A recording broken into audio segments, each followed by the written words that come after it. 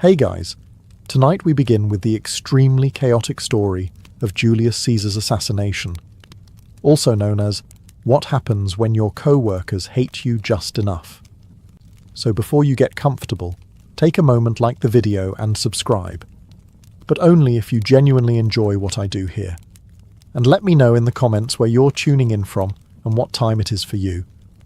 It's always fascinating to see who's joining us from around the world. Now, dim the lights, maybe turn on a fan for that soft background hum, and let's ease into tonight's journey together. Long before Julius Caesar decided to upgrade Roman politics, the Roman Republic loved telling everyone how healthy and functional it was. Senators boasted that their ancient system of checks and balances kept everything stable.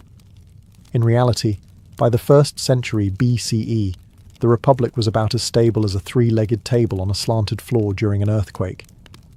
But sure, stable. Rome had expanded into a massive empire, yet its political system remained the same fragile antique built for a city-state. Imagine running a global corporation using a rulebook designed for a lemonade stand. That was Rome. The Senate kept insisting nothing was wrong while entire provinces caught fire in the background. Corruption everywhere, bribery, a lifestyle, political alliances. They dissolved quicker than a Roman marriage with no dowry involved. Senators switched loyalties so often that even they couldn't keep track of who they were betraying on any given Tuesday. The Republic wasn't dying. It was performing a very dramatic, very unconvincing impression of being alive. Enter Julius Caesar. Charismatic, ambitious, terrifyingly competent, and possessing more political energy than an entire Senate full of men who hadn't seen a battlefield since their last hunting accident. Caesar didn't politely join the system. He crash-landed into it with reforms, popularity, and an ego large enough to be visible from Gaul. To ordinary Romans, he was the hero they didn't know they needed. He lowered debts, handed out land, expanded citizenship, and threw lavish public games because nothing wins hearts like free entertainment. The people adored him so much that the Senate began experiencing symptoms of a previously unknown medical condition called widespread panic. To the Senate, Caesar was a walking red flag, not because he was dangerous, though he was, but because he was effective. Roman politicians were used to colleagues who achieved very little over long periods of time. Caesar achieved everything over breakfast. He didn't just challenge the old political order, he exposed how flimsy it was. The Republic's institutions weren't collapsing because Caesar attacked them. They were collapsing because Caesar leaned on them slightly, and suddenly everyone heard cracking sounds. The senators realized something terrifying. Caesar wasn't trying to destroy the Republic. He was simply showing how destroyed it already was. And nothing threatens an old, crumbling system more than a man who proves it's crumbling. Before Julius Caesar became Rome's biggest political problem, he was Rome's biggest overachiever. The kind of guy who doesn't just complete the assignment, but redesigns the rubric, rewrites the syllabus, and wins Teacher of the Year. If Rome had a most likely to accidentally become Supreme Ruler award, Caesar would have hung it on his wall next to his military trophies. Caesar wasn't born powerful. He built everything himself. Reputation, wealth, alliances, and enemies. Lots of enemies. He climbed the Roman political ladder so aggressively that the ladder filed a workplace complaint. By the time he reached his mid-career, Caesar had everything senators feared in one person: ambition, intelligence, charisma, military genius, and the ability to make the public love him without even trying. A modern politician would kill for that skill. Senators in Caesar's time literally did. But what truly made Caesar dangerous wasn't just his talent.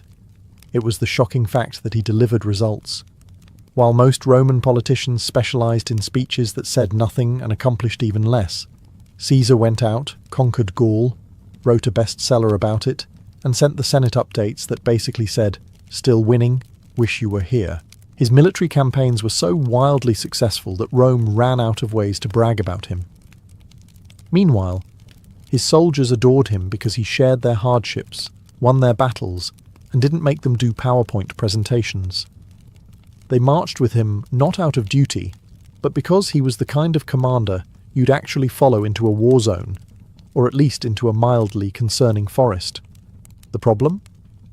No man in Roman history had ever become that popular that quickly, and nothing alarms politicians faster than someone the public likes more than them. Caesar's victories gave him massive wealth, unmatched influence, and legions of loyal soldiers, which from the Senate's perspective was basically a checklist for potential future dictator. The Senate wanted generals who remained humble, controllable, and preferably far away. Caesar was none of these things. He was successful, charismatic, and dangerously close to being unstoppable. By the time Caesar finished conquering Gaul, he didn't just return to Rome with treasure and glory. He returned with momentum. Dangerous momentum. The kind of momentum that made senators wake up at night in cold sweats, whispering, "Please, Jupiter, let him retire quietly, or at least move to Spain." But Caesar wasn't retiring. He wasn't slowing down. He was only getting started, and Rome was not ready. By 50 BCE, Julius Caesar had achieved something truly dangerous in Roman politics. He became too successful to ignore and too powerful to control. The Senate tried to contain him the way you might try to contain a tornado with a bedsheet. Caesar had armies, victories, popularity, and ambition, which in Roman political terms is the same as writing, "Please exile or assassinate me" on your forehead. The Senate's solution was simple. Order Caesar to disband his army and return to Rome alone, without the legions that adored him. They essentially said, "Come back unarmed, we promise we won't hurt you." Caesar, being smart, recognized this as the political equivalent of, "Come into the alley, we just want to talk." Meanwhile, Caesar's enemies, Pompey and the Optimates, gathered in Rome sharpening their legal daggers, salivating at the prospect of prosecuting him the moment he stepped foot in the city. Not because he was guilty of anything, well, he was, but so was every senator, but because eliminating Caesar would restore their power. They feared him not for his crimes, but because no one looked good standing next to Caesar. So Caesar stood at the edge of the Rubicon River in 49 BCE, staring across the water like a man contemplating whether to press send on a dangerously honest text message. Roman law was clear. A general crossing into Italy with an army was treason, automatic civil war, instant chaos, zero takesies backsies. Caesar paused, took in the moment, and then crossed anyway. Legend says he uttered, "Alea iacta est." The die is cast. A more accurate translation might be, "Welp, here we go." With that single step, Caesar declared open defiance. The Senate panicked. Pompey panicked. Basically, everyone except Caesar panicked. And Caesar didn't panic because he had something Rome feared most: confidence backed by competence. As he marched south, cities surrendered instantly. Many welcomed him. Others hid behind curtains pretending not to be home. Caesar wasn't just crossing a river. He was crossing into political immortality. This moment shattered the illusion that the Republic was in control. Caesar made it clear, if the Senate wanted a fight, he'd give them one, and he would win. The Rubicon wasn't just a river, it was Rome's last warning, and Caesar stepped over it like a man late for his destiny. Once Julius Caesar crossed the Rubicon, the Roman political class collectively entered what historians call severe meltdown mode. Their plan to intimidate Caesar into surrendering failed instantly, mostly because Caesar refused to act like a man who knew he was supposed to lose. Meanwhile, Gnaeus Pompeius Magnus, Pompey the Great, stepped forward as Rome's designated hero, which sounded impressive, except Pompey was no longer the unstoppable general he once was. By this point, Pompey was Rome's version of a retired celebrity trying to make a comeback tour. Pompey had seniority, prestige, and a resume full of conquered continents. But he lacked one crucial thing: momentum. Caesar had just spent 10 years winning battles in Gaul. Pompey had spent the same 10 years winning Senate arguments and avoiding paperwork. These were not equally transferable skills. Still, the Senate placed all its hopes on him. They handed Pompey command of Rome's armies and said, "Fix this." Pompey, realizing he was not emotionally prepared to fight Caesar on short notice, did what any self-respecting military leader would do. He evacuated Rome immediately and told everyone it was part of the strategy. His grand plan? Retreat to Greece, gather reinforcements, and fight Caesar from a safe distance. Ideally a very safe distance. Caesar didn't need to gather reinforcements. His soldiers were already with him, ready to win wars before breakfast. So he marched across Italy like he was strolling through his own backyard, collecting supporters as easily as a medieval influencer. The showdown came at the Battle of Pharsalus in 48 BCE. Pompey had the numbers, the Senate's backing, and theoretically a better position. Caesar had experience, adaptability, and an army that had been winning so consistently, they probably forgot how to lose. It wasn't a battle. It was a live demonstration of what happens when discipline fights indecision. Pompey's forces collapsed. Caesar won decisively.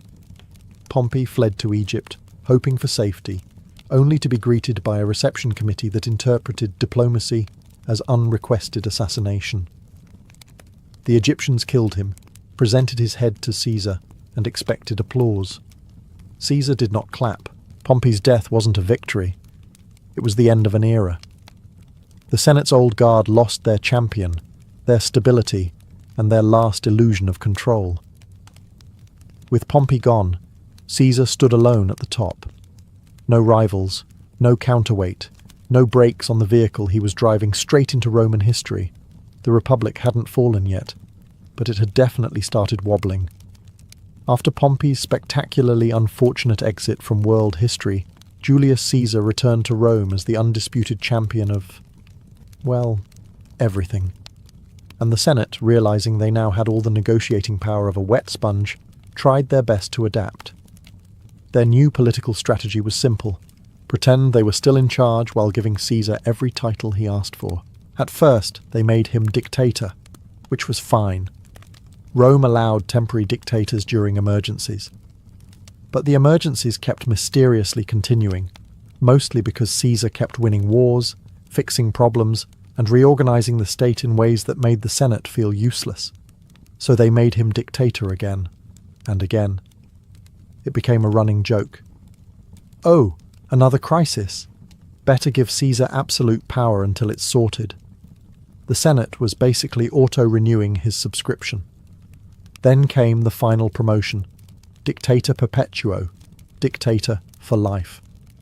This was the political equivalent of slapping a "Yes, I am basically king" sticker on Caesar's forehead and telling the Senate to be cool about it.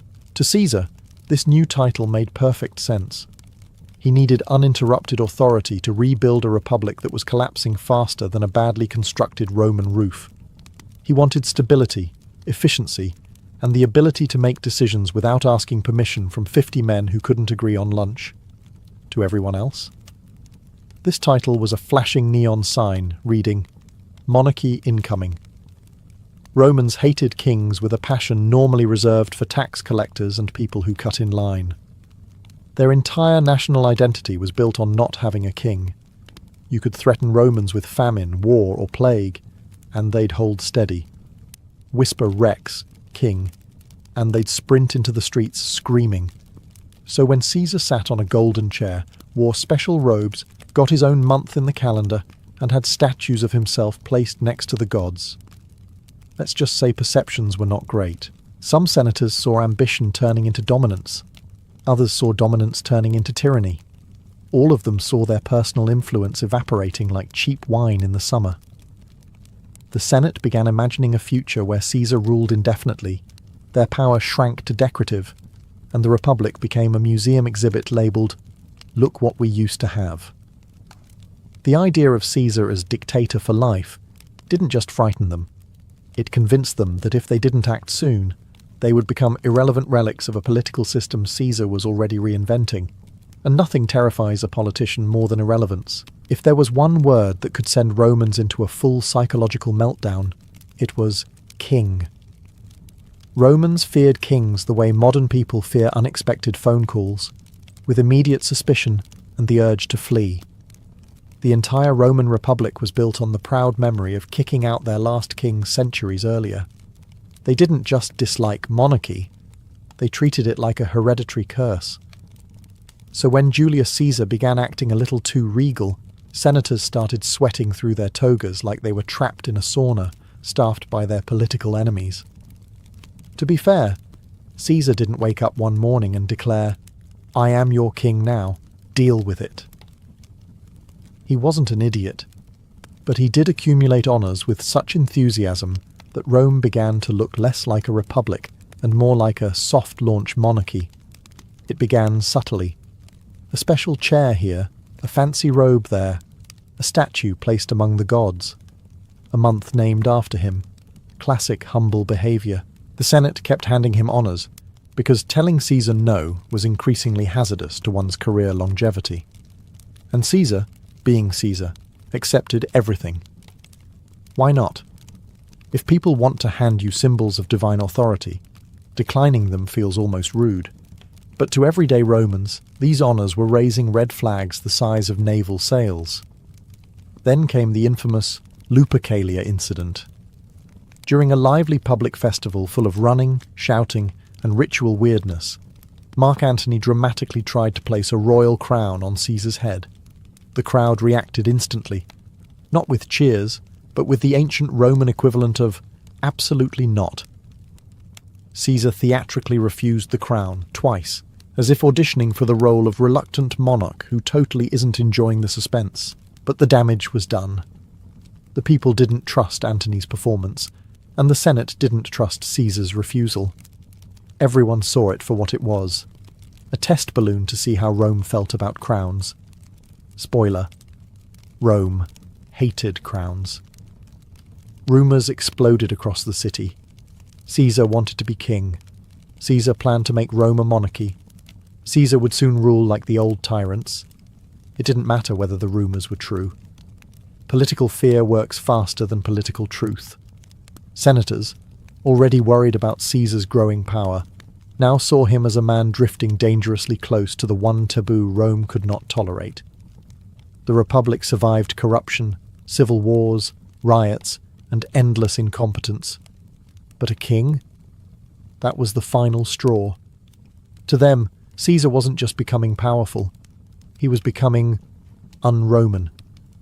And that, in their minds, was a crime worthy of steel. If Rome had an unofficial motto during Caesar's rise, it was, "We love powerful men until they actually become powerful."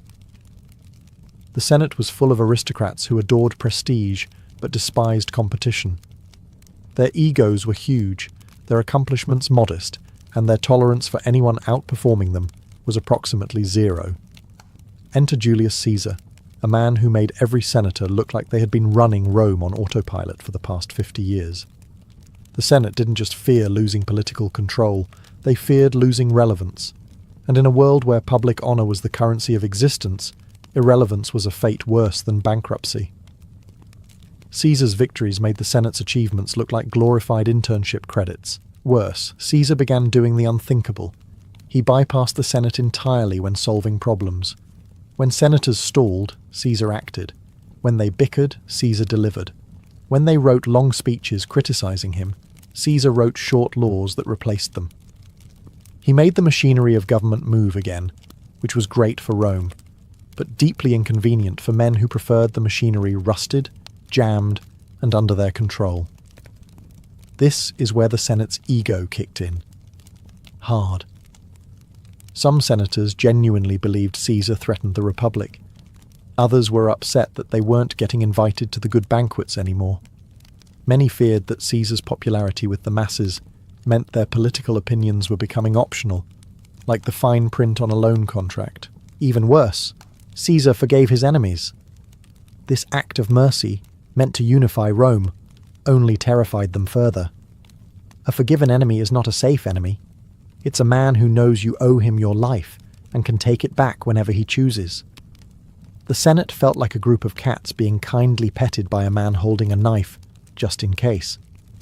That's when the conspiracy began forming. A loose alliance of senators with three common traits: bruised egos, declining influence, and a strong belief that everything would be fine if they simply removed Caesar from the equation. This belief required optimism so powerful, it deserved its own shrine. They convinced themselves they were heroes, liberators, guardians of the Republic. In reality, they were overconfident aristocrats terrified of the fact that Rome's most capable leader wasn't them. The Senate told themselves they were saving Rome from tyranny. But deep down, many were saving Rome from something far scarier to their pride, a future in which Caesar succeeded without them. Every great political disaster needs a project manager, and for Caesar's assassination, that role fell to Gaius Cassius Longinus, a man fueled by principle, ambition, and an impressive amount of personal resentment. If Caesar was the sun, Cassius was the guy standing in the shade muttering, "It's too bright, and I hate it."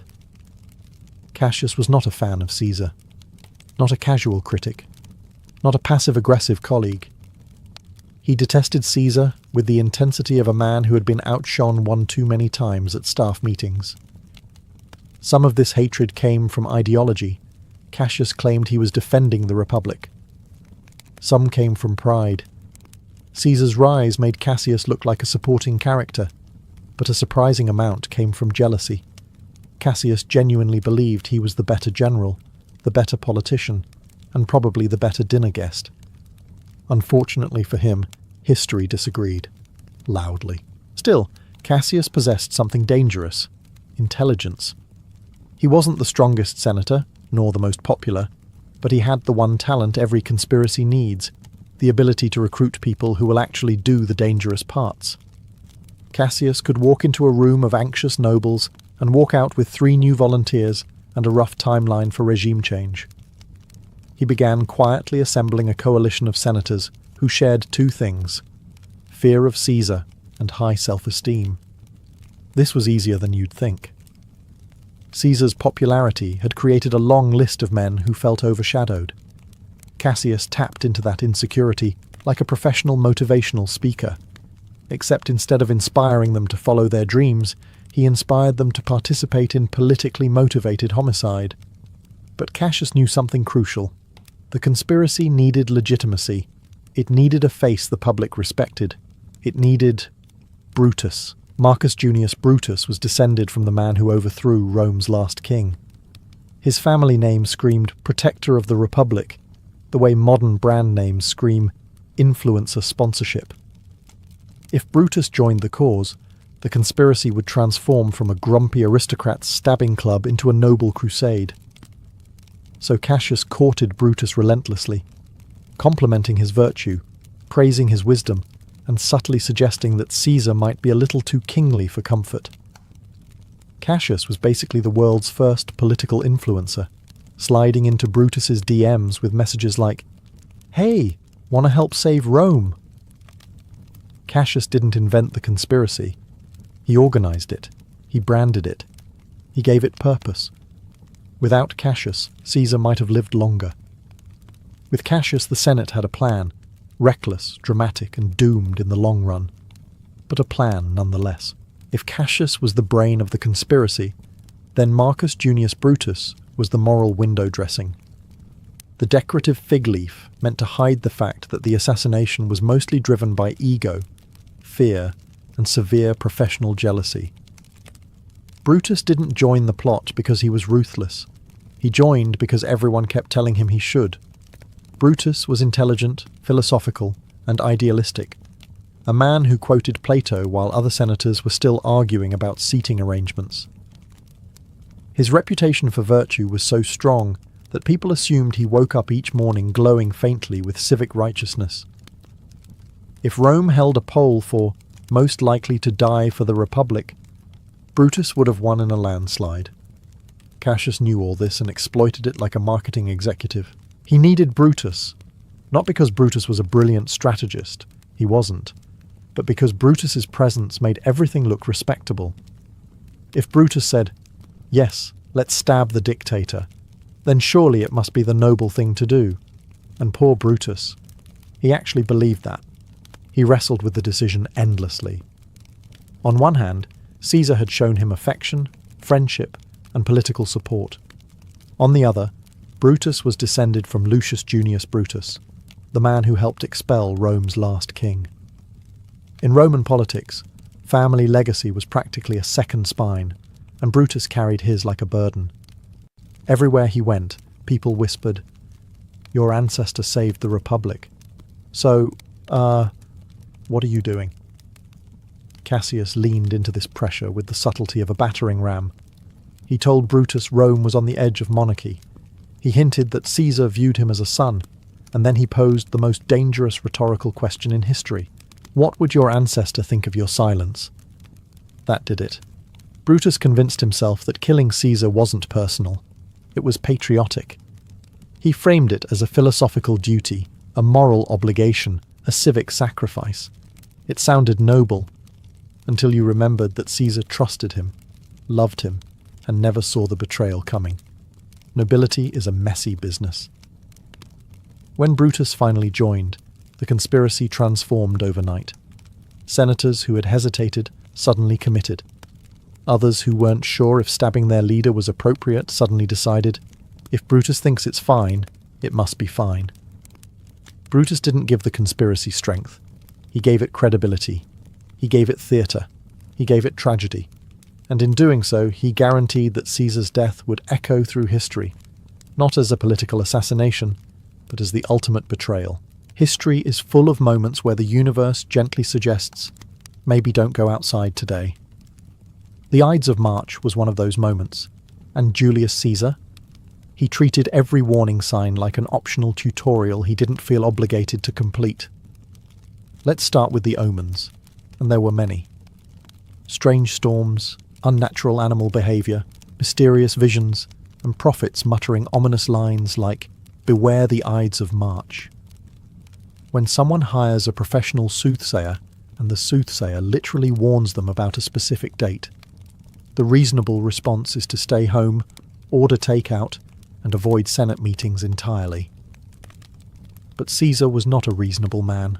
Then came Calpurnia, Caesar's wife, who had a nightmare so terrifying she practically catapulted him out of bed, telling him not to leave the house. In the dream, she saw their home collapsing, blood running through the streets, and Caesar dying in her arms.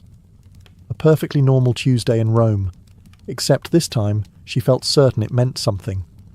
She begged him to cancel his appearance at the Senate. She pleaded, she threatened. She used what scholars now call classic wife logic. And for a moment, Caesar listened. He stayed home. He agreed the omens were concerning. He even told his officials he wouldn't be attending the Senate that day. Then Decimus Brutus, one of the conspirators, arrived to ruin everything. With the confidence of a man actively participating in important villainy, Decimus told Caesar that the Senate would interpret his absence as weakness, that staying home over a bad dream would make him look ridiculous, and that the senators were ready to honour him.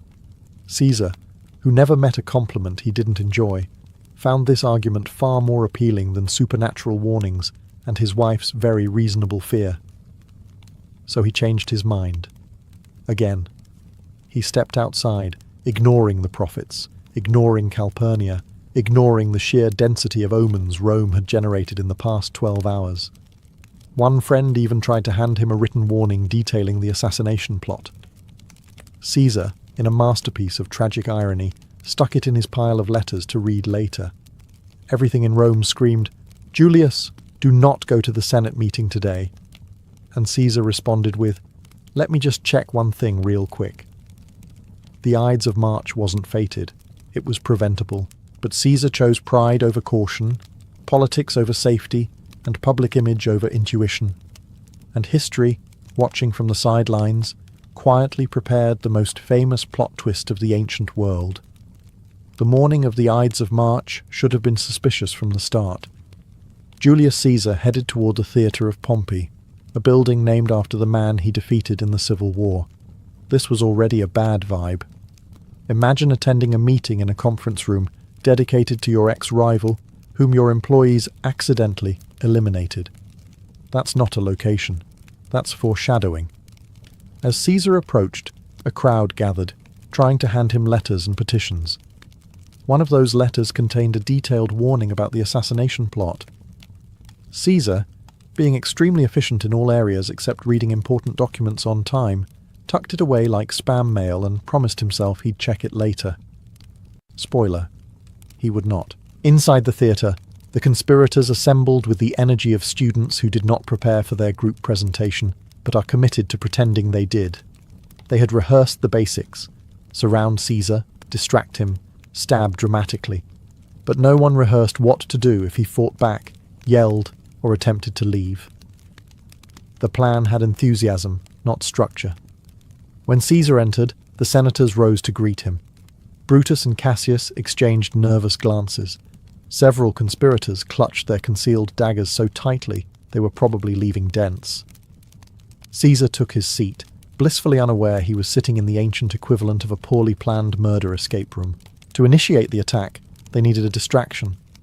Enter Tullius Cimber, a man whose acting skills could be generously described as community theatre level.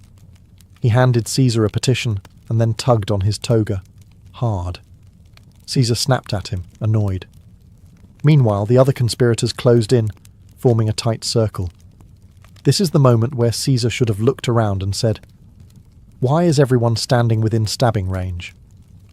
But alas, he trusted these men. He had pardoned most of them. He had promoted some. He had even dined with them. Trust, unfortunately, is the leading cause of dramatic historical downfalls.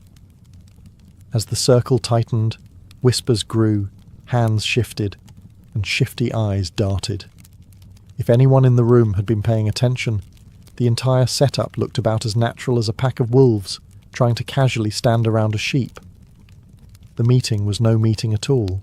It was an ambush disguised in political ceremony, and Caesar, confident, unprotected, and surrounded, sat in the centre of it like a man about to learn the world's most painful lesson in workplace safety.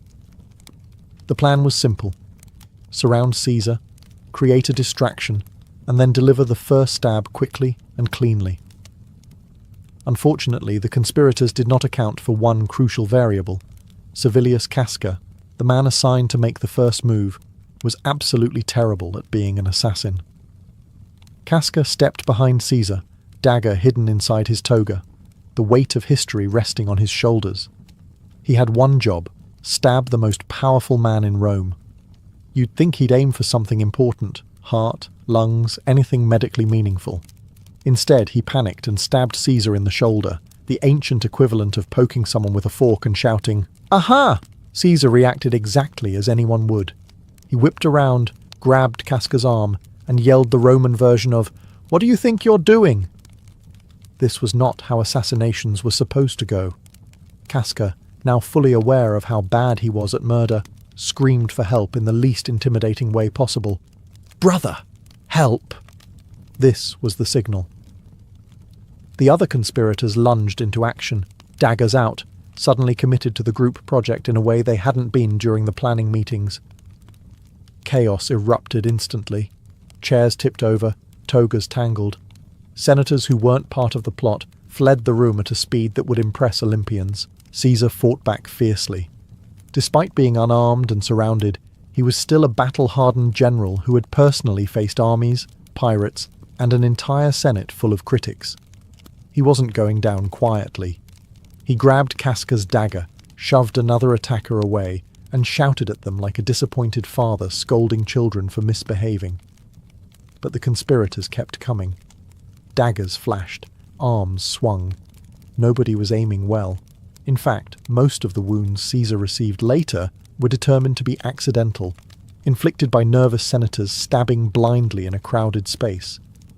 It was less coordinated assassination and more chaotic group panic with sharp objects. The attack quickly turned into a frenzy. Caesar stood, stumbled, tried to escape. He saw familiar faces among his attackers. Men he had pardoned, men he had trusted, men he had elevated. Each new blow deepened both his wounds and his disbelief. And all because Casca couldn't aim. The assassination was supposed to be decisive, elegant, symbolic. Instead, it looked like a mob attacking a celebrity at a poorly supervised fan meet and greet. But the real emotional devastation was still moments away, waiting in the form of one man Caesar never expected to see among the conspirators. In the middle of the chaotic dagger-swinging disaster that Casca had proudly launched, Julius Caesar was still fighting for his life. dodging blows, grabbing wrists, shouting at senators who had never been this energetic in any Senate debate. But then, through the blur of motion, he saw a familiar face step forward. Marcus Junius Brutus. The sight of Brutus among the attackers hit Caesar harder than any stab wound. Up until that moment, this wasn't personal. Chaotic, treacherous, wildly unprofessional. Yes, but not personal. Brutus was someone Caesar deeply trusted, possibly loved, and certainly protected. He had forgiven him after Pompey's war. He had promoted him. He had treated him like a son, whether biologically or symbolically. So when Brutus raised his dagger, something inside Caesar broke before his body did. The ancient sources disagree on Caesar's last words. Some say he spoke in Greek, some say Latin, others say he said nothing at all. But the iconic line, "Et tu, brute," survives because it captures the emotional truth better than any historian could. Not "how dare you," not "traitor," not "security really failed today." But "you too," a simple, devastating recognition that the betrayal was total. Dry humour aside, it was the ancient Roman equivalent of discovering your best friend joined a group chat created specifically to complain about you. Once Caesar saw Brutus among the conspirators, the fight drained from him. He stopped resisting. He pulled his toga over his head, part dignity, part shield, part "I'm done with this meeting." From a man who had survived shipwrecks, mutinies, civil wars, pirates, political scandals, and 10 years of non-stop combat, this surrender was shocking. But betrayal cuts deeper than steel. With Caesar no longer fighting back, the conspirators' courage surged. The daggers kept coming, clumsy, frantic, and in many cases, inflicted by men who were trying to hit Caesar but hit each other. When it was over, Caesar had 23 wounds, and according to the autopsy, only one was actually fatal. The others were, historically speaking, enthusiastic participation points. Meanwhile, Brutus stood there in tragic silence, trying to convince himself this was noble, philosophical, and patriotic. But even he must have felt the weight of what he'd done, because killing Caesar didn't save the Republic. It destroyed the one person strong enough to hold it together. In that moment, the conspirators thought they had freed Rome. Instead, they had created a martyr. The Republic was bleeding, and the Empire was already waking up. When the conspirators finished stabbing Julius Caesar, they expected a standing ovation. Truly.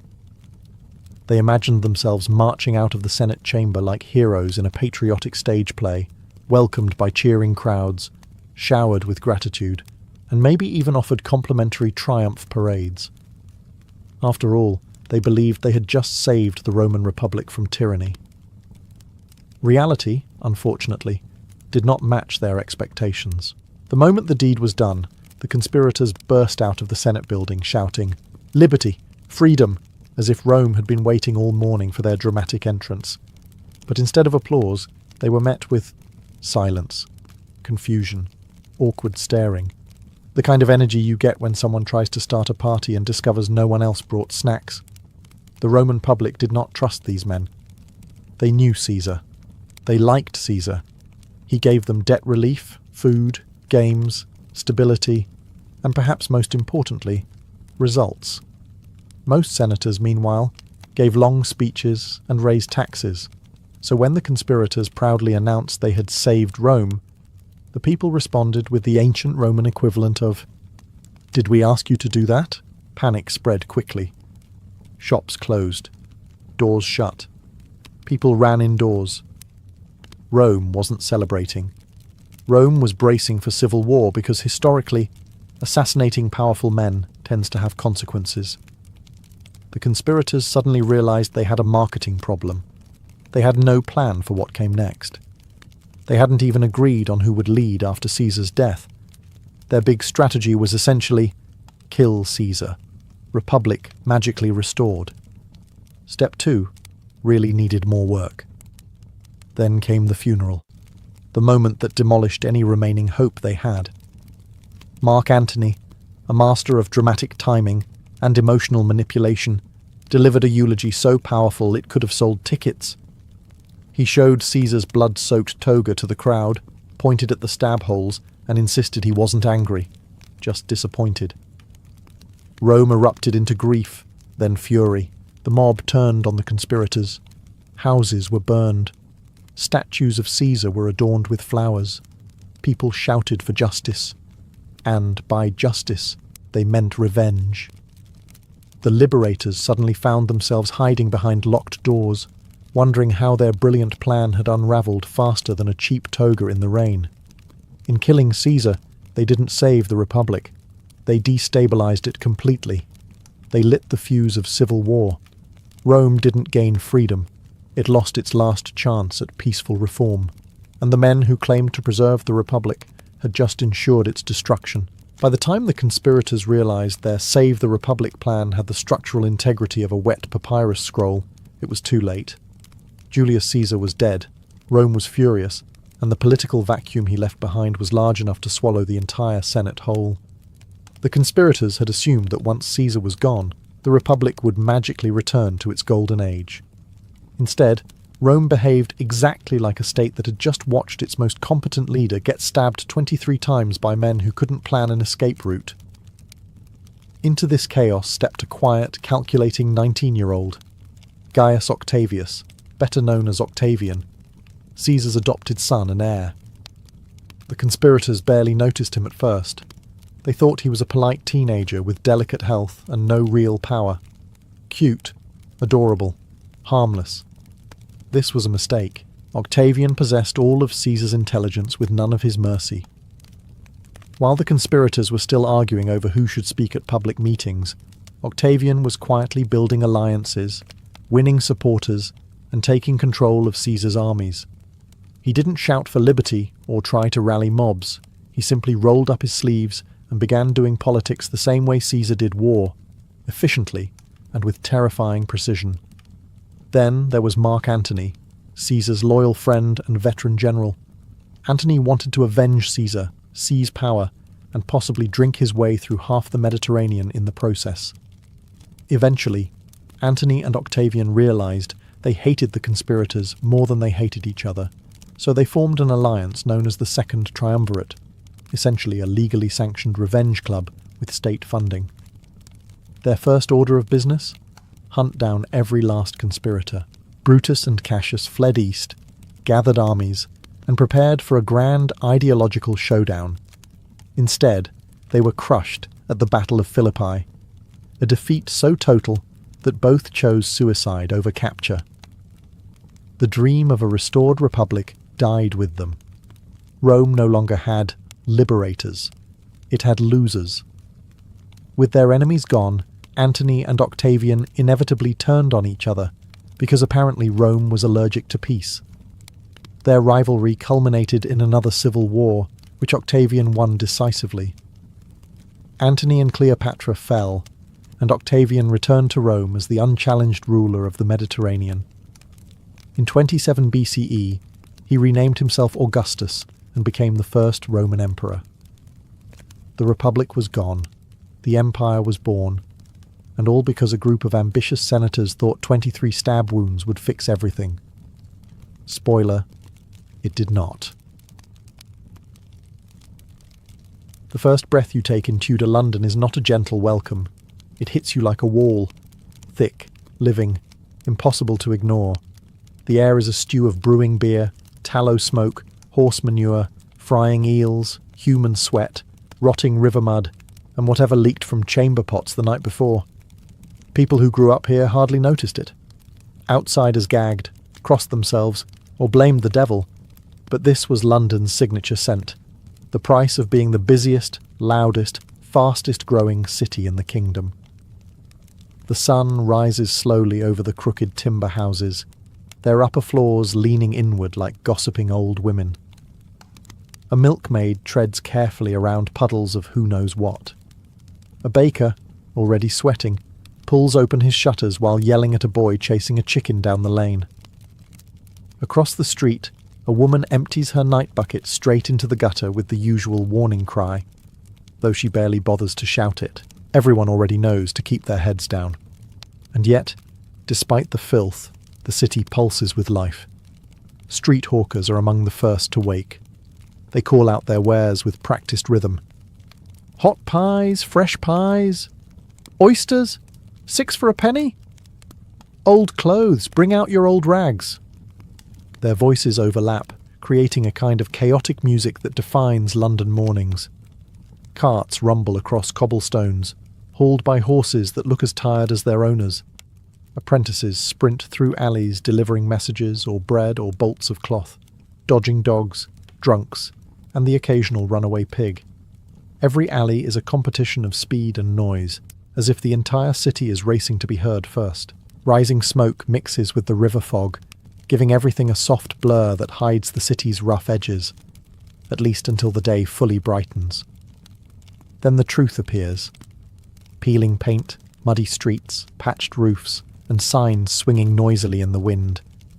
It is not beautiful, not in the gentle way countryside villages are, but it is alive, endlessly alive. This first breath of Tudor London tells you the real story. Here, survival and opportunity walk side by side.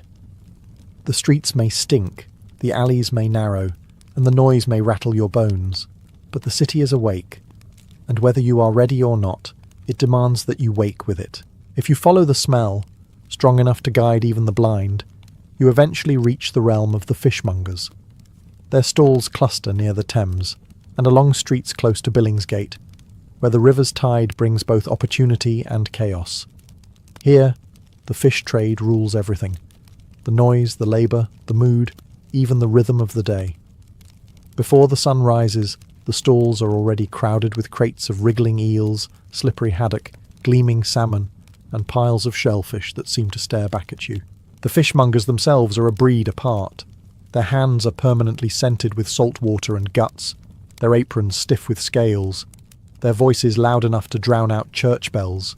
They shout prices aggressively, mock rivals mercilessly, and argue with customers as if every penny is a matter of life or death.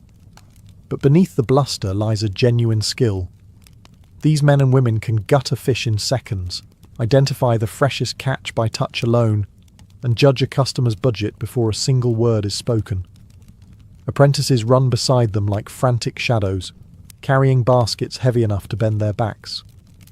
A single misstep, a dropped sturgeon, a cracked container of oysters, and they are met with curses, slaps, or public humiliation. Yet many rise through the ranks, because fish is one of the city's strongest currencies.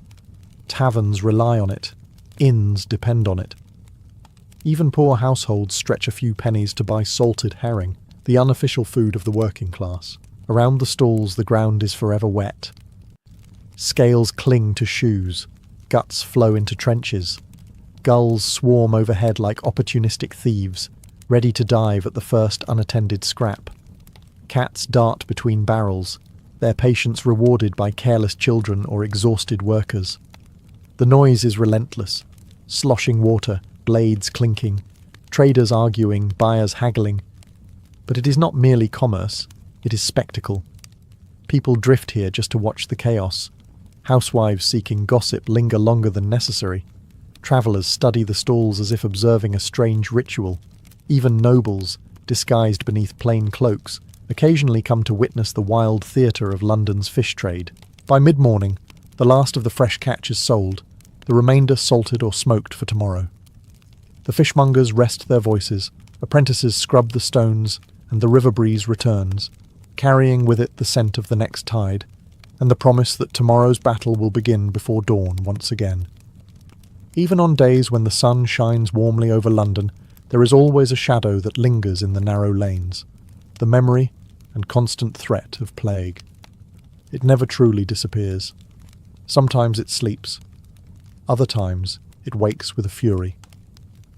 And when rumours begin to spread, when a neighbour coughs strangely, when a child collapses suddenly, people start watching the streets for a figure they dread more than thieves or tax collectors. The plague doctor. He appears like a grim omen, wrapped in waxed leather, face hidden behind a beaked mask stuffed with herbs, vinegar-soaked sponges, and superstition. The mask's long snout makes him look like a creature from a nightmare, yet in Tudor London he is both feared and necessary. Children hide behind doorways. Housewives cross themselves. Shopkeepers slam shutters closed to keep death outside. The plague doctor moves slowly, deliberately, navigating alleys barely wide enough for him to pass. His wooden cane taps the stones, not just to steady him, but to poke the sick from a distance. Every sound he makes, footsteps, cane taps, rustling robes, carries a warning. Death is near. Behind him might follow watchmen tasked with marking infected houses, hammering up boards to trap families inside until the disease decides their fate. Inside those houses, conditions are grim. Straw bedding reeks of sweat and fear. The air is heavy, stale, unmoving. Windows are small, rarely opened. Rats scurry beneath floorboards and through pantries, spreading fleas that carry the invisible enemy. Even healthy families dread the doctor's arrival. An accusation of illness could mean imprisonment in one's own home. And once the boards go up, neighbours avoid the street entirely, as if the alley itself has become cursed. Yet for all the dread they inspire, plague doctors are not magicians. They're tools. Leeches, poultices, herbal mixtures, are little more than hopeful guesses. Some carry pomanders filled with rosemary and lavender, believing sweet scents repel disease. Others burn pitch or sulphur, hoping smoke will cleanse the air. Their knowledge is limited, but their courage is undeniable. They walk into danger willingly, long before others dare. When the doctor leaves a house, the silence that follows is heavy. Sometimes he leaves hope, other times he leaves grief, and the residents of Tudor London, hardened though they are, whisper prayers each time he turns the corner, hoping his next visit is not to their own door. If the fishmongers provide London's smell and the plague doctors provide its fear, then the street hawkers provide its heartbeat. From sunrise until the last glimmer of daylight fades, they fill the streets with a constant, unrelenting chorus. These sellers are the city's messengers, entertainers, marketers, and irritants all at once. They sell everything imaginable: food, trinkets, remedies, services, gossip, and they sell it loudly. Every hawker has a signature cry. A pie seller belts out, "Hot pies, hot beef pies," until his voice cracks. A seller of pins and needles chants in a half-singing rhythm.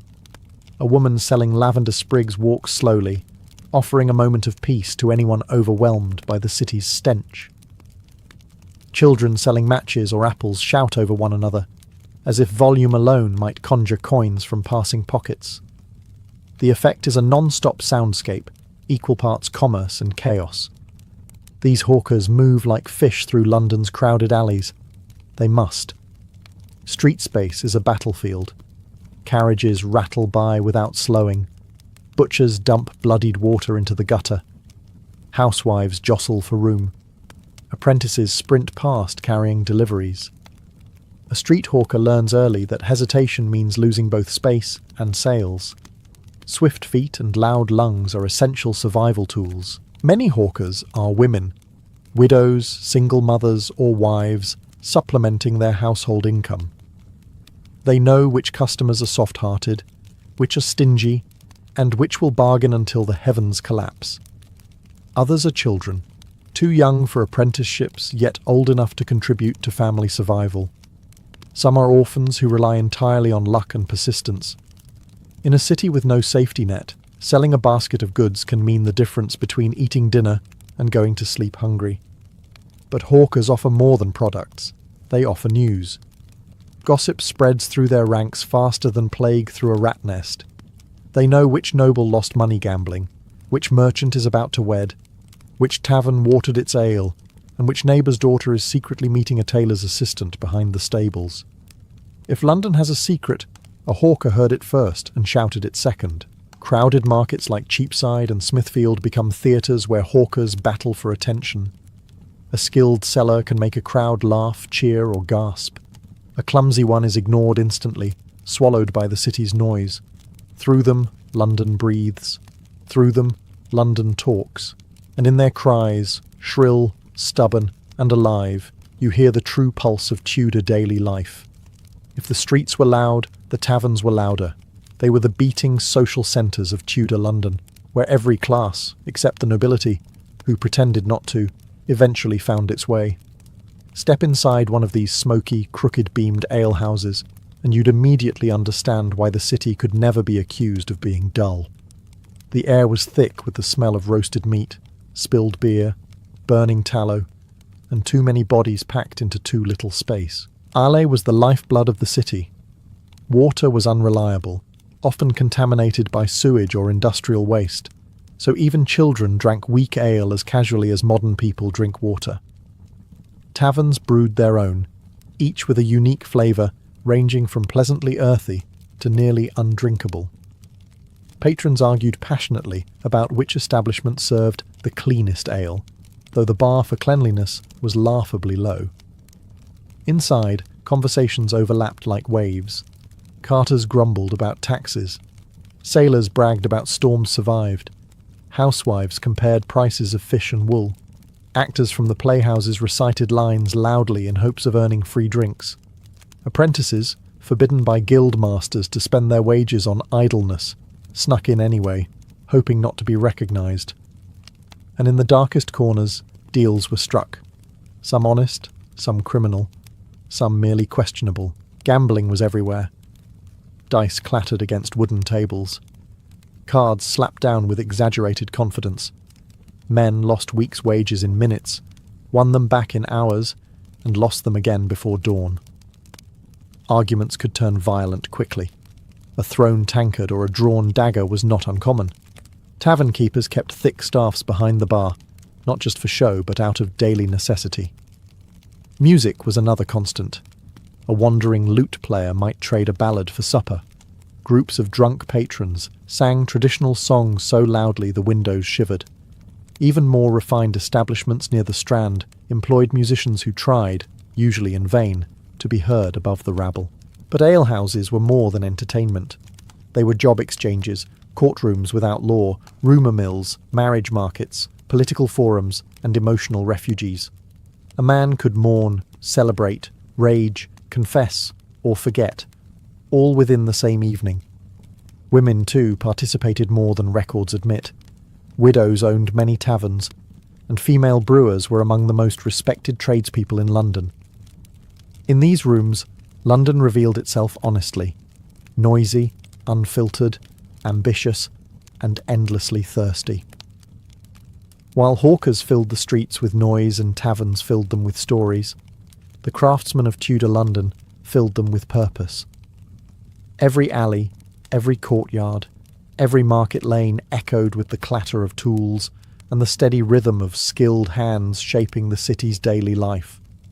Carpenters, coopers, blacksmiths, weavers, glovers, and dozens more trades formed the backbone of London's economy, each protected and tightly controlled by powerful guilds. A craftsman's day began early, often before the church bells tolled. Apprentices swept floors thick with sawdust, coal dust, or scraps of leather. Masters inspected tools sharpened the night before. Journeymen, hoping one day to earn the title of master, prepared materials under watchful eyes. Guild rules dictated everything. How long an apprenticeship lasted, what designs were acceptable, what prices could be charged, and who was allowed to sell where.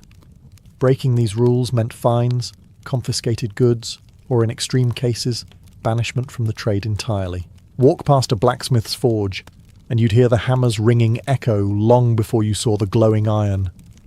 Sparks burst like fireflies each time the hammer fell, lighting up the smith's soot-darkened face. Carpenters worked in open sheds, shaping beams for houses that leaned dangerously over the street. Weavers sat hunched over looms, their rhythmic shuttle movement sounding like the heartbeat of London's textile trade. A cooper might be assembling a barrel, his workshop thick with the smell of oak and burning pitch. Craft streets were neighbourhoods unto themselves. Shoe Lane for cobblers, Pudding Lane for bakers, Ironmonger Lane for sellers of metalware. Milk Street, Bread Street, and Fish Street Hill were named quite literally. London did not waste imagination on practical matters.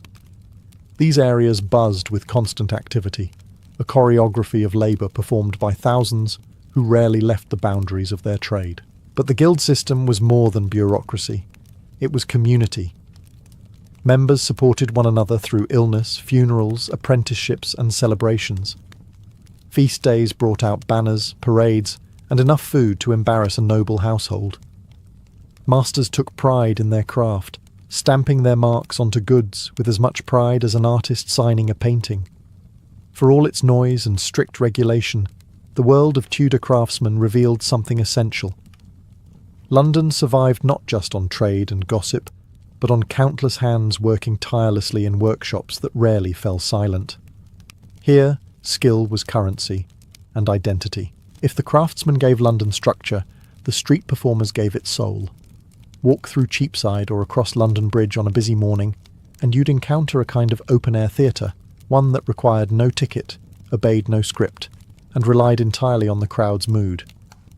Jugglers, minstrels, acrobats, ballad singers, fortune-tellers, and fire-eaters transformed ordinary lanes into stages that lived and died by applause.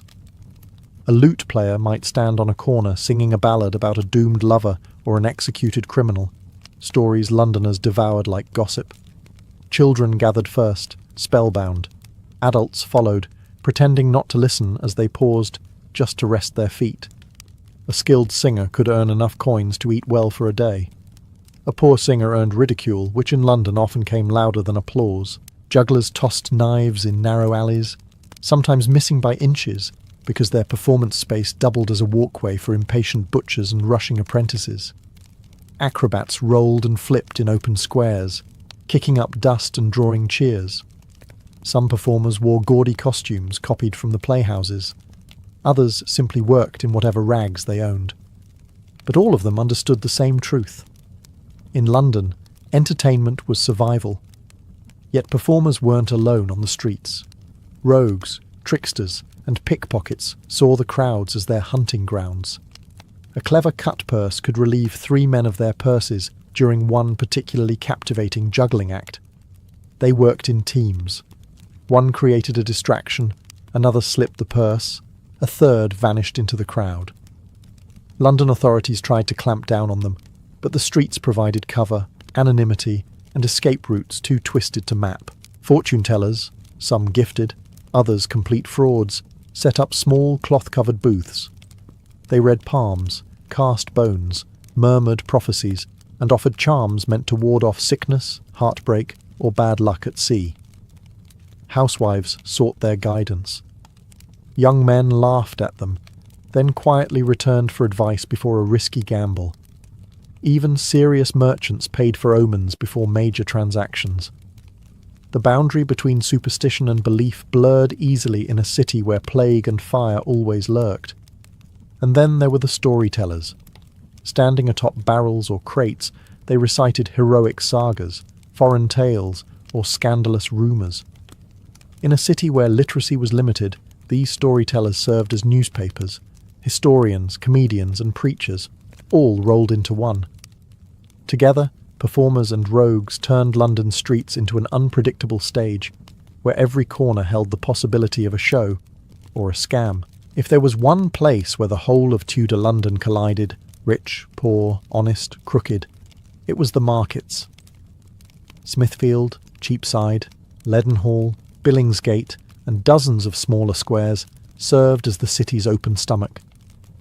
Here, every household's daily struggle played out in full view, wrapped in the smells of raw meat, fresh bread, damp wool, spices, sweat, hay, and the occasional unfortunate goat that refused to behave. Markets were not quiet affairs. They were storms that never ended. Butchers hacked through carcasses with enough force to make children jump. Bakers shouted the day's prices before their loaves cooled. Poulterers waved live chickens like arguments. Women selling eggs hissed warnings at anyone who reached too roughly. And always, there were the bells. Church bells, handbells, warning bells, the constant metallic heartbeat of the city. Navigating the market required strategy.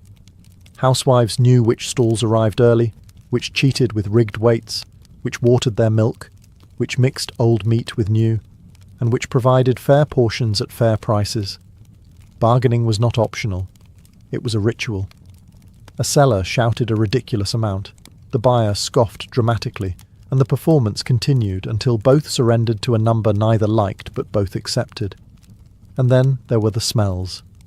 The fish section announced itself from blocks away. The butcher stalls smelled of warm blood and sawdust. The cheese sellers offered both heavenly aromas and unspeakable ones. Spice merchants, by contrast, created pockets of paradise. Cinnamon, pepper, nutmeg, saffron, and cloves that cost more than some people earned in a week. Shoppers lingered here simply to breathe something pleasant for once. Animals wandered freely, adding to the chaos. Dogs begged for scraps. Pigs escaped with alarming frequency, squealing triumphantly as boys chased after them. Horses trampled puddles that soaked nearby skirts. Market days felt like a never-ending collision of human and animal life, each competing for space, attention, and survival. But the markets were more than commerce. They were information hubs. News spread faster here than anywhere else. A rumour whispered at one end of Cheapside could reach the opposite end in minutes. Merchants knew who was courting whom, which ships had arrived, which taxes were rumoured, and which noble had disgraced himself at last night's feast. For the average Londoner, the market was not just a place to buy food, it was the centre of life itself. Without it, the city would starve, not just physically, but socially. Here, London truly fed its body and its imagination. When night finally draped itself over Tudor London, the city did not fall silent. It only changed shape. The shouts of hawkers faded, the hammering of craftsmen ceased, and the jangle of market bells went quiet. But a different soundscape rose to replace them. The groans of tavern doors, the laughter spilling into alleys, the distant splash of the Thames, and the footsteps of people who preferred darkness over daylight. London after sunset was a world with its own rules, its own rhythms, and its own dangers. With daylight gone, so too went the illusion of safety. The narrow streets, crooked, uneven, poorly lit by smoky lanterns, became hunting grounds for thieves, drunkards, cut-purses, night watchmen, and people who did not want their names known. Apprentices stumbled home from taverns, singing loudly until their courage evaporated in a dark alley. Women returning from late washing or water fetching clutched their baskets tightly. Even seasoned merchants quickened their steps, knowing no amount of wealth could protect them from a well-hidden footpad. The night watch patrolled in pairs, carrying lanterns and long staffs, shouting warnings as they passed. "Keep your fires low!" No wandering. No fighting. Their authority was uneven at best. Some watchmen were brave, others lazy, and a few more likely to steal than to protect. But anyone wandering after curfew risked being hauled to the cages or fined for disorderly conduct. Taverns glowed warmly amid the darkness, spilling golden light and drunken bodies into the street. Inside, arguments intensified as ale loosened tongues.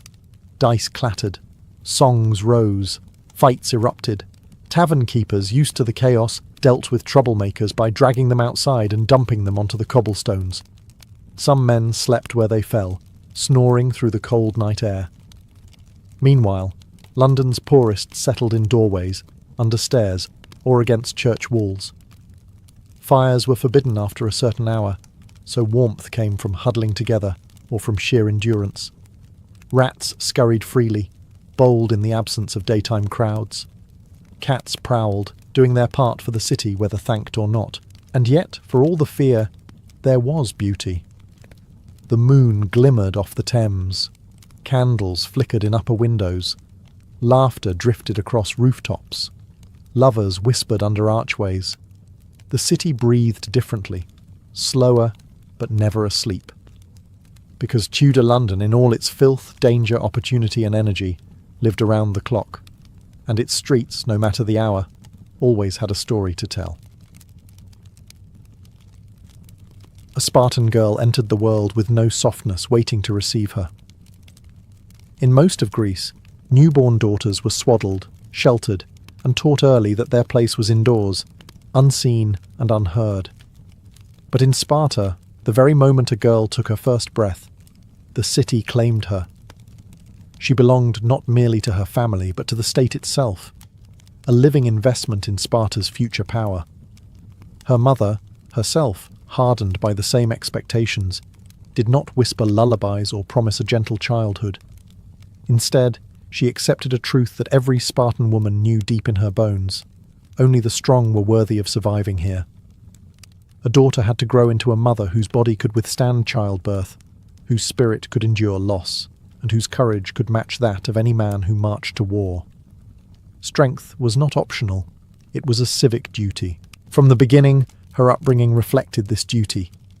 Spartan nurses, famed across Greece for their toughness, shaped infants with a discipline that outsiders considered brutal. Babies were bathed in cold water to harden their bodies. They were given simple foods to train their stomachs for scarcity. They were left to cry, not out of cruelty, but to teach resilience. If a child grew sickly or frail, whispers began, not of pity, but of whether she would ever be of use to Sparta. Unlike Athenian girls, who were confined indoors and taught modesty as early as speech, Spartan daughters were allowed to roam outside, exposed to sun and earth. Their bodies were not hidden behind cloth or walls. They were meant to stretch, climb, and grow sturdy. Even in infancy, they were closer to the rhythms of nature than to the dainty domestic world expected elsewhere in Greece. In this early stage of life, the foundations of the Spartan ideal were firmly laid. A girl learned unconsciously that weakness was dishonourable, that fear was taught, not innate, and that her purpose extended beyond her own desires. The city looked to her as future mother of warriors, future keeper of Spartan values, future speaker of the fierce words Spartan women were known for.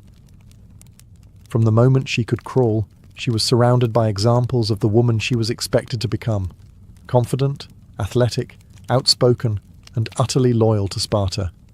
Her childhood would not soften from here. In fact, it was about to become far more intense. As soon as a Spartan girl could stand, she was expected to run, not daintily, not shyly, not as a pastime, but as a foundational skill, essential to her identity. In a city obsessed with physical excellence, running was more than exercise. It was a declaration. A declaration that her body would grow fast, strong, and disciplined, capable of bearing the next generation of warriors without faltering. Training often began in open fields outside the city, where the earth was hard and the sun unforgiving.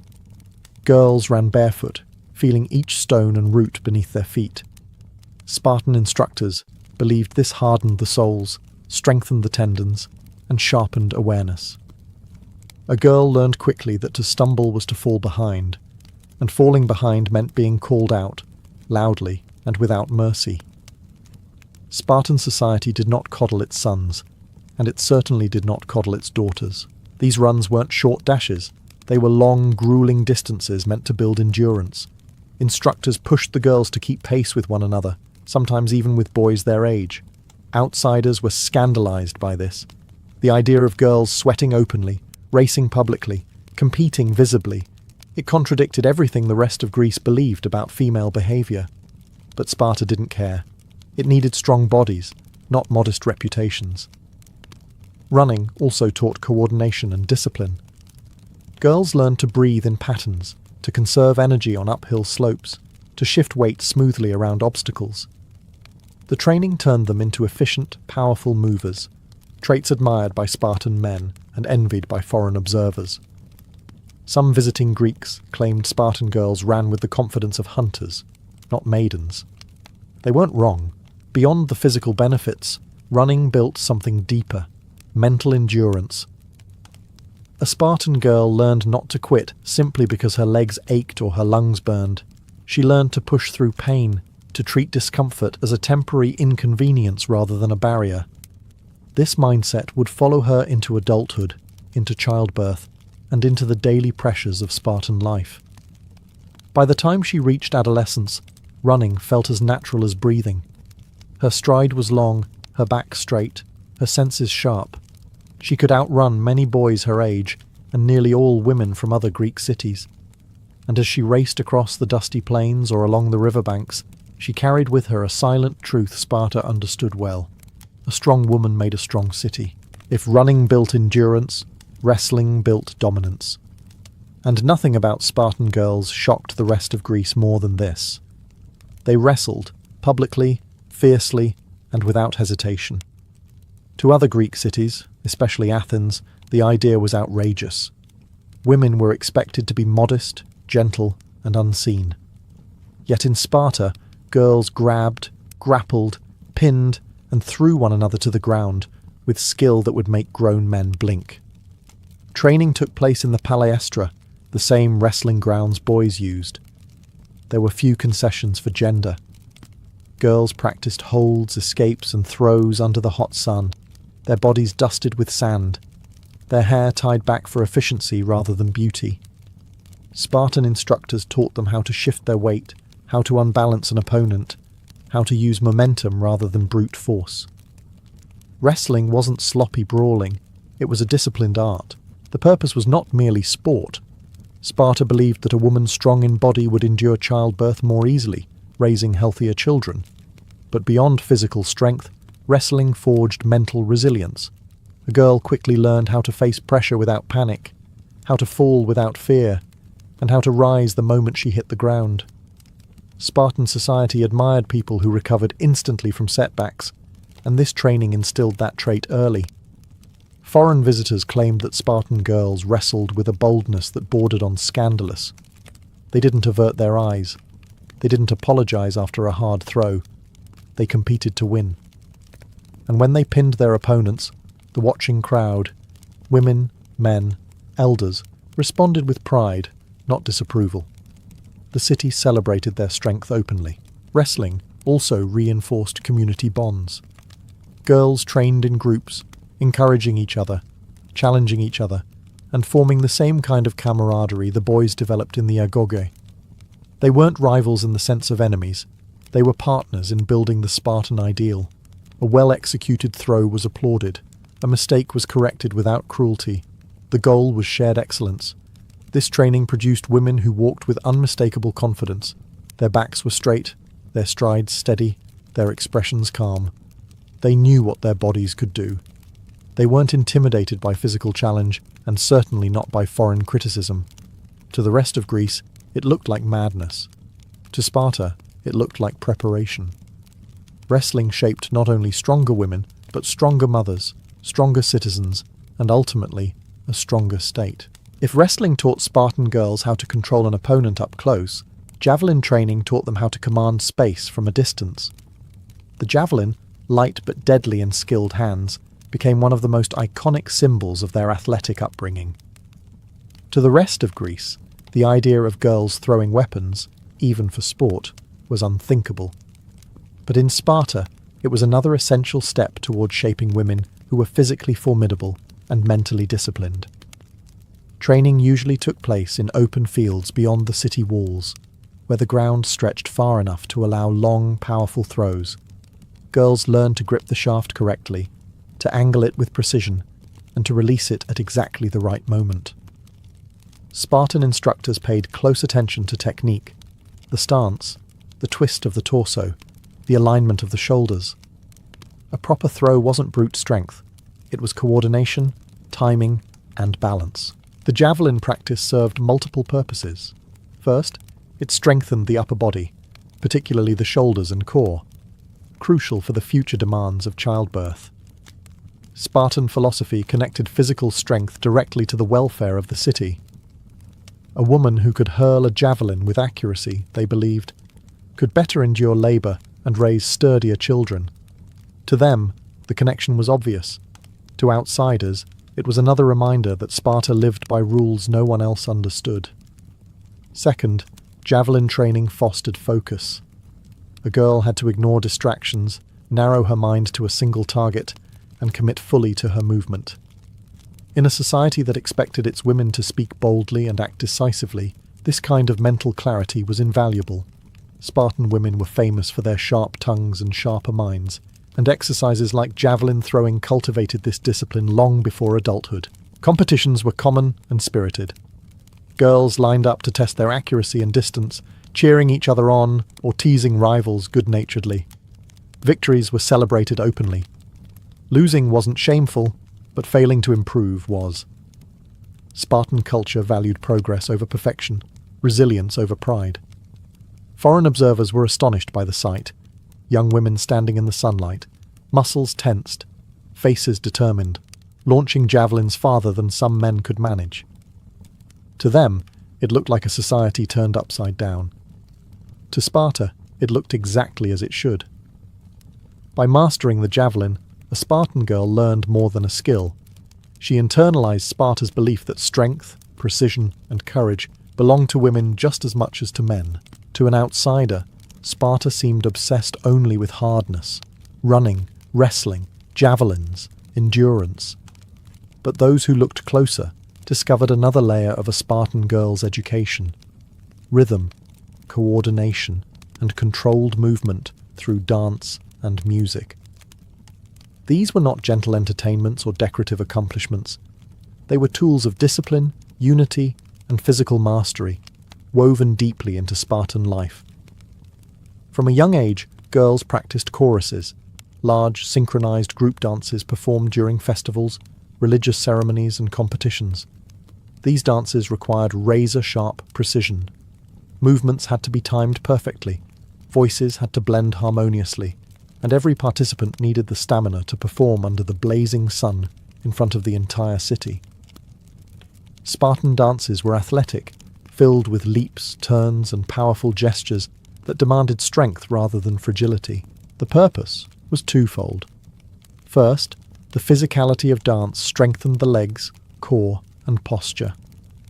A Spartan girl learned to hold herself with a confidence that would terrify an Athenian matron. Grace and strength were not opposites here. They were inseparable. Every kick, every sweep of the arm, every coordinated step carved discipline into muscle and bone. Second, dance fostered unity.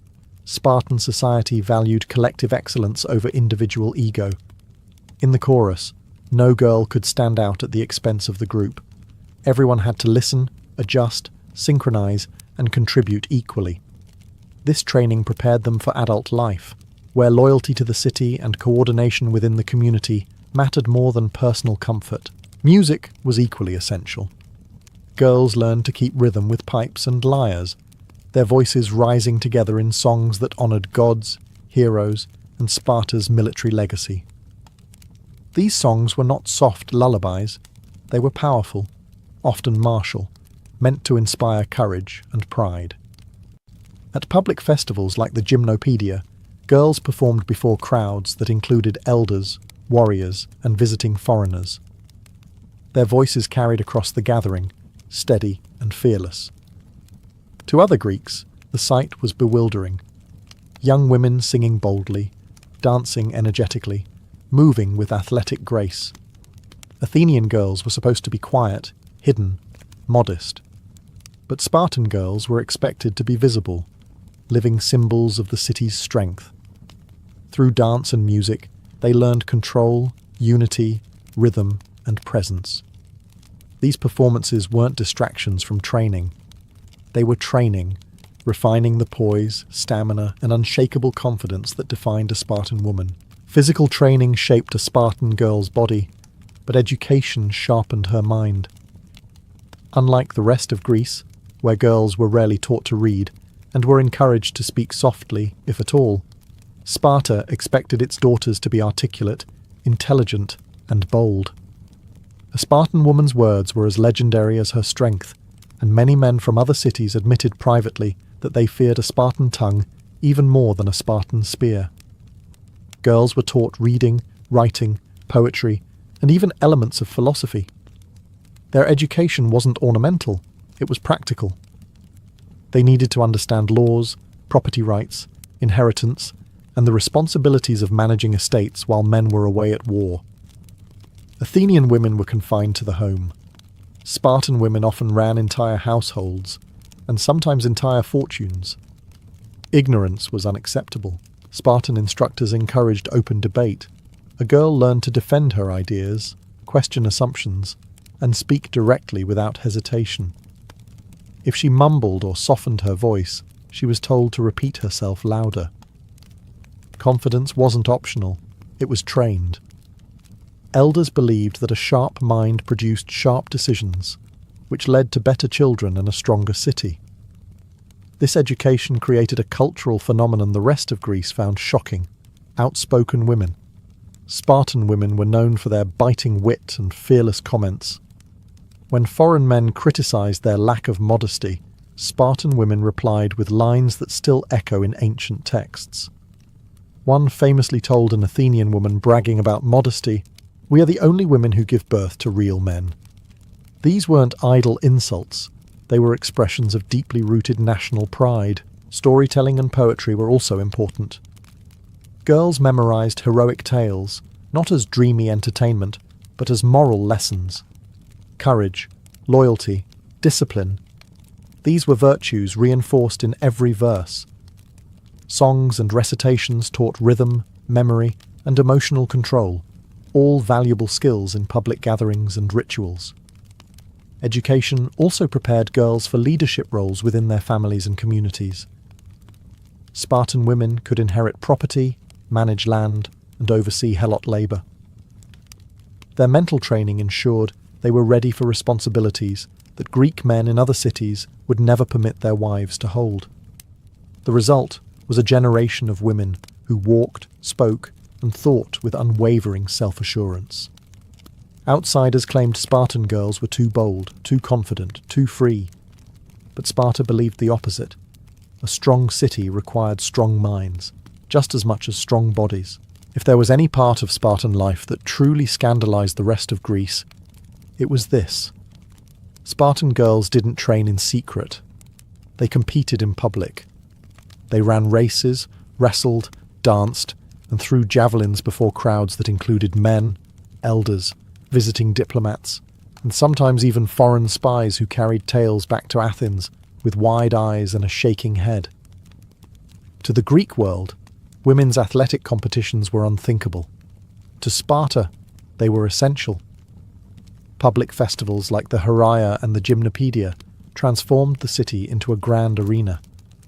Girls marched out confidently, hair loose or braided, wearing simple tunics that left their limbs free for movement. These garments shocked outsiders, who thought modesty was a virtue. Spartans, however, valued freedom of movement far more than modesty.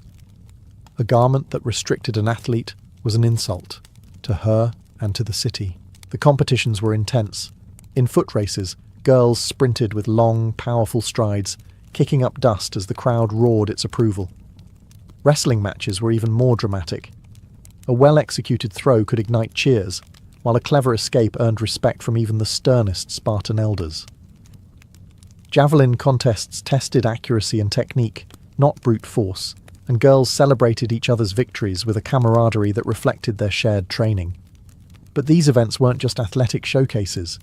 They served deeper social and political purposes. First, they reinforced the ideal that every Spartan girl, regardless of wealth or family status, was expected to embody strength. The competitions functioned as public proof of their physical excellence. Second, they prepared them psychologically for adulthood. Performing before an audience built confidence, courage, and composure under pressure. Third, the festivals acted as controlled meeting grounds for young men and women. Spartans believed that strong offspring came from strong parents who admired one another's excellence. Athletic competitions allowed potential partners to see each other at their peak, swift, fierce, determined, and unashamed. Love, in Sparta, began not with poetry, but with performance. Foreign visitors were stunned by the authority and freedom Spartan girls displayed. Athenians whispered that Spartan women were immodest or out of control, but beneath the criticism lay something else: awe. These girls moved with a confidence rarely seen anywhere else in Greece. The competitions created a public culture of strength, a reminder that Spartan women weren't hidden figures behind closed doors.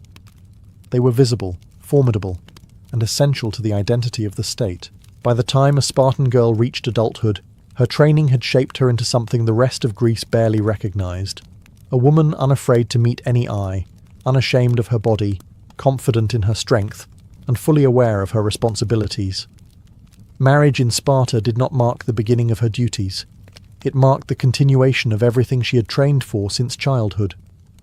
While other Greek brides were sheltered, veiled, and instructed to be obedient, Spartan women entered marriage like athletes entering a new arena. Spartan marriages were unusual from the start. Courtship wasn't a matter of quiet glances or poetic exchanges. Young men admired women for their athleticism, wit, and boldness. Strength was attractive, intelligence was admired, confidence was expected. Some sources even describe mock abductions, symbolic rituals that emphasized the transition into adulthood, but these were far from the timid ceremonies of Athens. Once married, a Spartan woman assumed a role central to the city's survival, producing strong children. This expectation wasn't hidden or softened. It was spoken openly, repeatedly, sometimes bluntly. A Spartan mother was celebrated when she bore healthy sons who would become warriors, but she was equally respected for raising resilient daughters who would continue the same tradition. The pressure was intense, but so was the honor.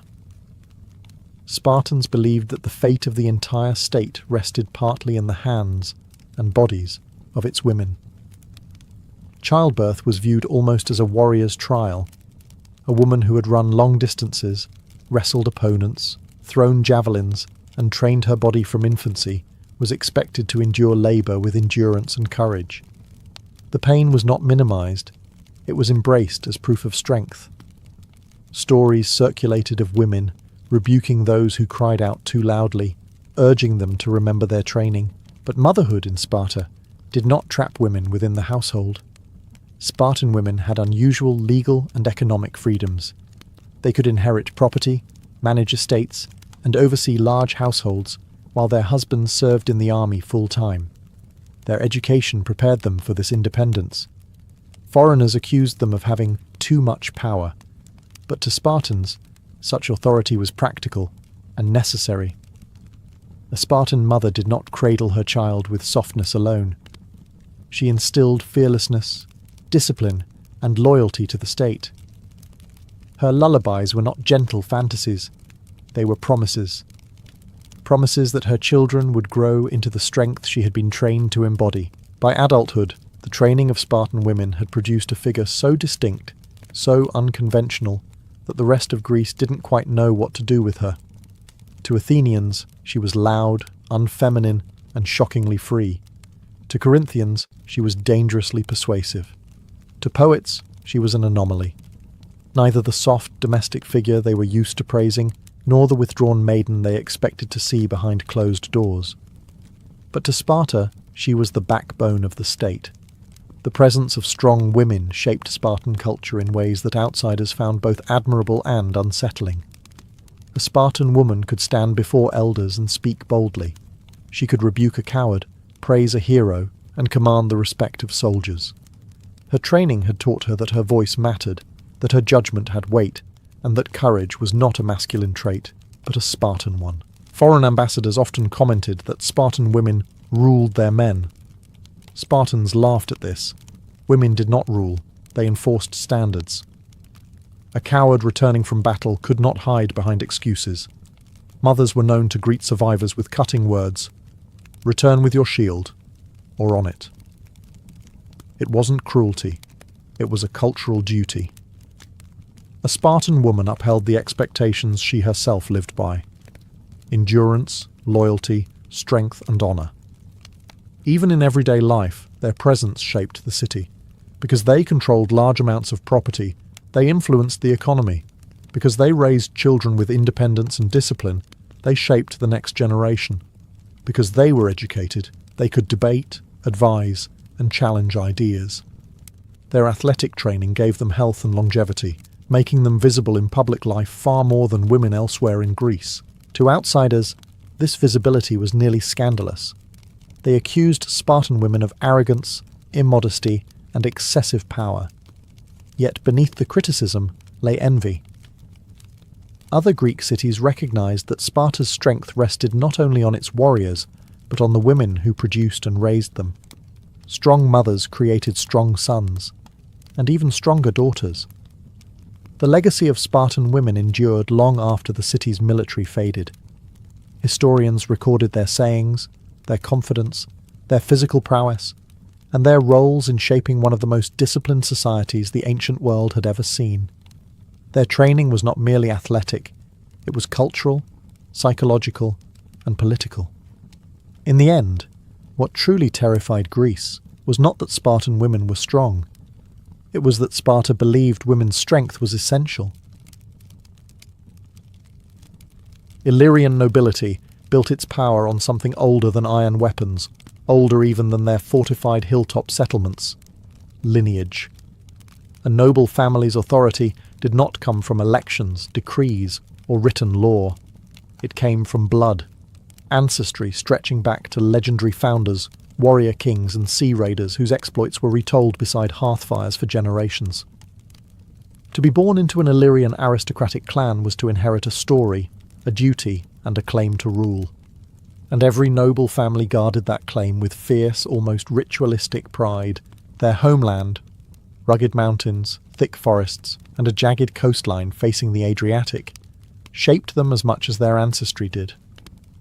Power flowed not from cities, for Illyrians built few of those, but from hill forts known as gradina, stone strongholds perched high enough to watch over valleys, trade routes, and rival tribes. Within these walls, noble families lived in extended households, surrounded by warriors, craftsmen, seers, and servants who reinforced their status. Trade enriched them even further. The Adriatic Sea turned Illyrian nobles into intermediaries between the Greek colonies to the south and the continental interior to the north. Ships filled with amber from the Baltic, tin and iron from the Alps, and pottery, wine, and luxury goods from Corinth and Athens moved through Illyrian-controlled routes. The clans who controlled the ports and passes controlled the wealth, and wealth in Illyria translated directly into influence. Marriage alliances cemented political power. A union between two aristocratic houses was not a romantic affair. It was a contract woven through diplomacy, war, and inheritance. Daughters were prized for the alliances they could forge, while sons were raised from childhood to defend the clan's honour with spear and shield. Feasts, rituals, and negotiations all revolved around ensuring that the bloodline remained unbroken and unchallenged. Foreign observers, especially Greeks, described Illyrian nobles as both fierce and extravagant. They looked like warriors, but dressed like kings. They commanded mountain tribes, yet traded with distant cultures. Their authority, though unwritten, was absolute. The people obeyed because the nobles embodied the identity of the clan itself. In this world, lineage was not merely a record of names. It was a living force, carried in jewellery, echoed in burial rites, and proclaimed in every public gathering. An Illyrian noble family ruled because its ancestors had conquered, traded, negotiated, and survived. Their blood was their throne. To understand Illyrian nobility, you must climb. Their power did not sit in open plains or coastal capitals, but on rugged heights where stone walls crowned the mountaintops. These fortified settlements, known as gradina, served as both homes and symbols of dominance. From their heights, aristocratic families watched everything: trade routes winding through the valleys, herds moving across hillside pastures, and rival clans daring to trespass on contested borders. A gradina was not a palace in the polished Greek sense. It was a fortress, a statement of endurance against wind, war, and time itself. Massive dry stone walls encircled the upper terrace, built with such precision that many still stand centuries later. Inside were clusters of rectangular houses, storage pits, smithing workshops, and ceremonial spaces. At the highest point, always the highest, stood the residence of the noble clan. It was larger, sturdier, and positioned so every visitor saw exactly who ruled this mountain. Life inside these hill forts revolved around the aristocratic household. Warriors trained in the courtyards, their shields catching the morning light. Craftsmen produced weapons, jewellery, and prestige objects destined for noble use or diplomatic exchange. herdsmen arrived from the lower valleys bringing tribute in livestock. Priests or seers performed rituals near sacred stones or altars, calling on ancestors or mountain gods to protect the settlement. Agradina was also a diplomatic hub. Foreign traders, Greeks, Etruscans, Venetians, made the climb to present goods, negotiate alliances, or secure safe passage. They arrived carrying wine, decorated pottery, and fine textiles, and they left with amber, slaves, metal ore, or the right to access Illyrian-controlled trade routes. Every negotiation reinforced the noble family's central role. Nothing moved through Illyrian territory without their blessing. The placement of these hill forts was strategic. Visible from afar, they acted as territorial markers and deterrents.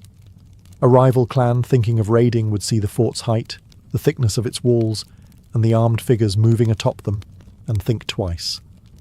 Strength announced itself through stone long before swords were drawn. For the nobles who lived there, the Gradina was more than home. It was identity. Each wall carried the memory of ancestors who had defended it.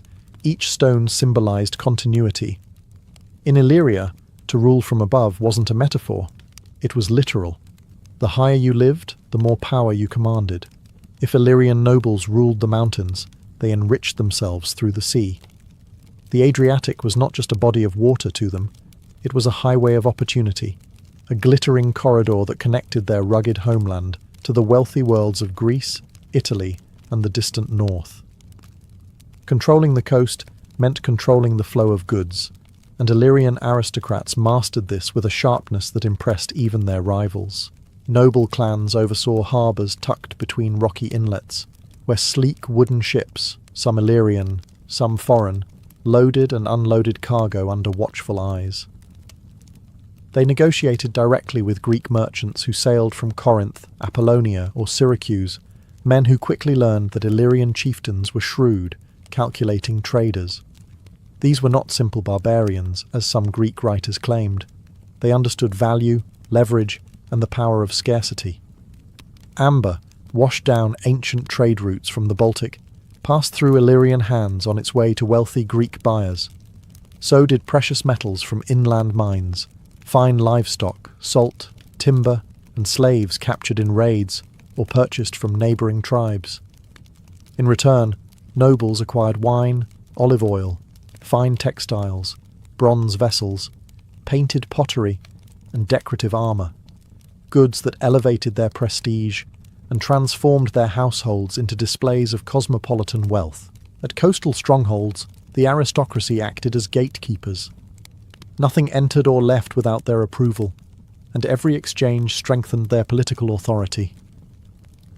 A noble family that controlled a harbour became indispensable, not only to their own tribe, but to foreign powers seeking stable trade routes. Greek colonies depended on Illyrian cooperation. Etruscan traders courted their favour. Even early Roman envoys understood the importance of maintaining good relations with these coastal rulers. But trade was not always peaceful. Pirates roamed the Adriatic, some fully independent, others operating under the protection or silent approval of Illyrian nobles. A clan might shelter pirate crews in exchange for a share of profits, strengthening their economy while undermining rival ports. The Greeks complained bitterly about this, but they still came to trade. The wealth was worth the risk. Through the Adriatic, Illyrian aristocrats transformed themselves from isolated mountain warlords into elites with international influence. Their ships carried more than goods. They carried status, connections, and opportunities. A noble family's power, once rooted in blood and stone, now extended across the sea's shifting blue horizon. If you wanted to recognize an Illyrian noble at a glance, you didn't look for crowns or royal robes. You looked for the gleam of precious materials that spoke a silent but unmistakable language of status. Prestige in Illyria was displayed not through architectural grandeur, as in Greece, but through personal adornment, jewellery crafted from gold, amber, glass, bronze, and imported luxury items that signalled the clan's wealth and far-reaching connections. Gold was the favourite medium of the aristocracy. Smiths shaped it into spiral bracelets, heavy torques, delicate earrings, and intricate fibulae that fastened cloaks with both elegance and authority.